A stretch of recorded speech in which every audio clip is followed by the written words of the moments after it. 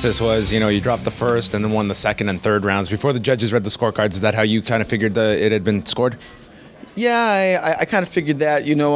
I know I dominated most of the first round, but even though once he took me down, it was kind of hard for me to stand up, and I was trying to fight the choke more off than just get straight up. So I would have gave him that round because he did dominate the rest of the round, and I know that's what the judges see a lot is the end of the round, and he was on top of me the most of the time, and I was just pretty much focused on not taking so many bombs and getting choked out in the first round. It surprised you then that there was a scorecard for Delorme at the end? Yeah.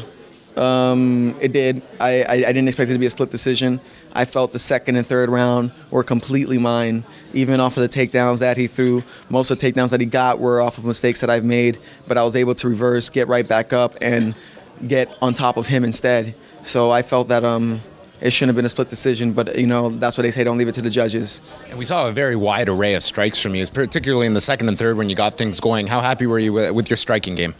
I was pretty happy that I was able to open up so much. I was catching his timing, so I was able to make him miss a lot, which opened up a lot more room for me to get my strikes in. And once I got the timing down, I just knew he wasn't reacting fast enough to keep up with what I was doing. So I felt very comfortable striking with him. How comfortable do you feel at this weight class? Because you're obviously very big for the division. Is this a cut you can make easily, or was it a lot of effort this time? Well, any cut is difficult. It's usually the last 2 pounds, which is the bitch, excuse me. But definitely I felt really good for this weight class. But then again, you got to look at Delorme. You got to look at a lot of these fighters at 135. I'm not the biggest one, and they're all pretty much my size. When I was cutting weight with Delorme, and he was a little bit heavier than I was. I guess I'm a little bit more rangier, a little bit taller, so I got the benefit of reach advantage. But definitely, he felt strong. He was definitely around my size and whatnot. So the cuts, whatever. But I do feel comfortable at this weight class. You cut the throw. How many pounds do you think you Yeah, said? I was cutting weight with him.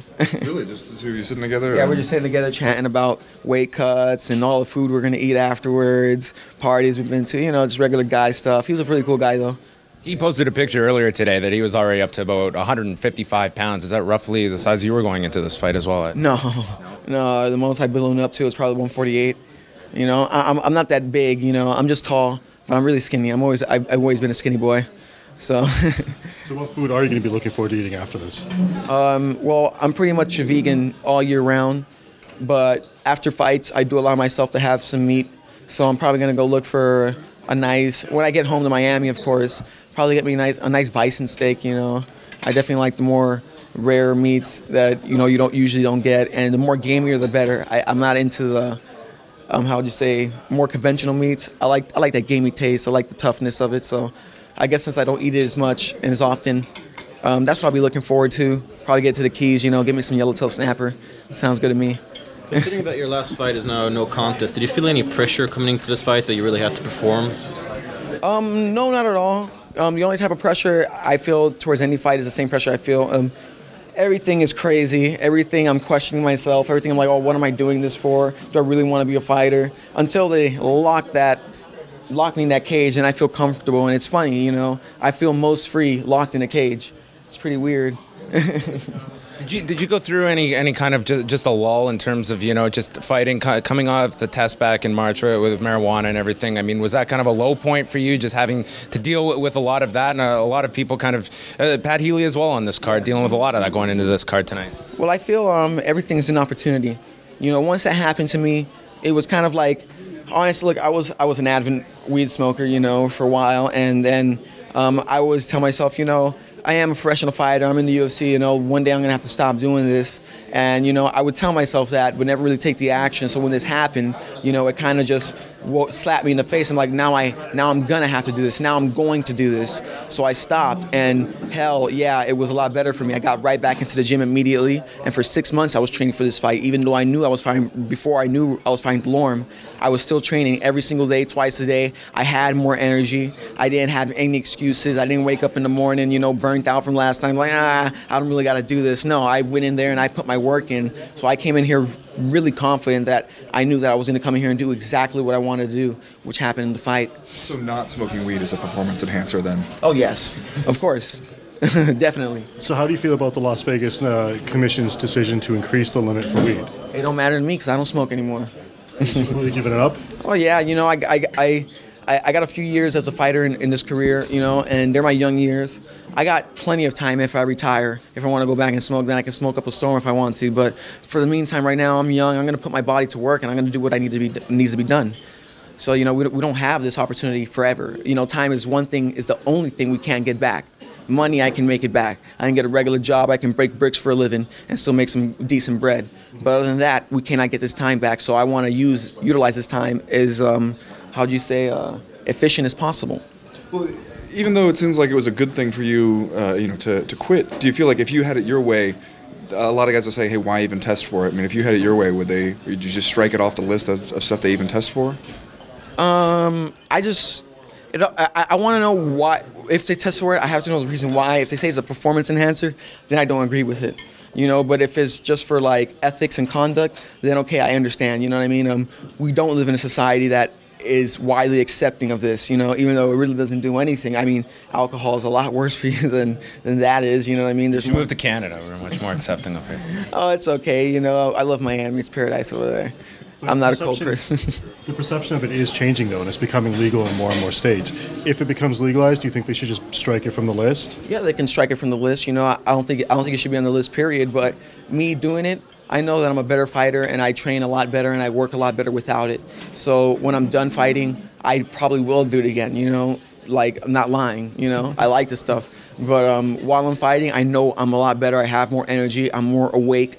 And I'm just, I'm more coherent, and I'm ready to fight, anytime. So, for me personally, they can strike it off the list, but I'm still not going to do it because I know I'm going to kick some ass without it. Surely that's the point, that if you are more coherent, you are sharper, you're getting punched in the head for a living, so you need to be as a fighter. Yeah, of course. Why it's on the banned list? Well, I guess so. It seemed like you wanted to keep the fight standing in this fight. How did you feel about his level of striking and just his durability? You hit him with quite a few hard shots. He had pretty good boxing. He caught me with a couple of shots, especially some body shots that I felt around the second round. But I knew that he didn't have the speed or timing to keep up with me.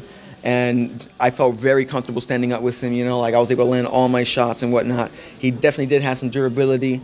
And, I'm not the person with the hardest punching power, but I did hit him a lot. A lot of clean shots. And he was really good at ducking his forehead right into my punches. As you can see, I bruised a little bit of my knuckles there. But other than that, he definitely took a lot of shots, very good. There was some that I saw hurt him, where his coaches, I would hear his coaches say, get him now, there's no power behind that. But he was like, oh, fuck you, I'm not going to do that. But other than that, yeah, he definitely was a durable guy, definitely. And it's one thing I've been meaning to work on is, packing a little more power in my punch. So I'm definitely working on that still because I do land a lot. But then again, to land a lot, you can't necessarily throw with everything you have, because then you're going to be on the other side empty. You know what I mean? So, are you expecting to finish him in this fight? I'm always expecting trying to finish. There was a couple times where I went for the chokes, but they weren't slipping in. There's a couple times where I saw that I heard him and I tried to rush in to get some more punches in. But the guy has a hard head. So it's just, I'm always trying to finish my fights, but it didn't go that way. So I just try to dominate every second of the fight that was possibly mine. Now, obviously, Rolling hit you with a really good shot in the first round and dropped you, and you survived it and came back to win. Do you feel like your own heart and your own durability are underrated in the division? Well, I guess so. The shot didn't really drop me.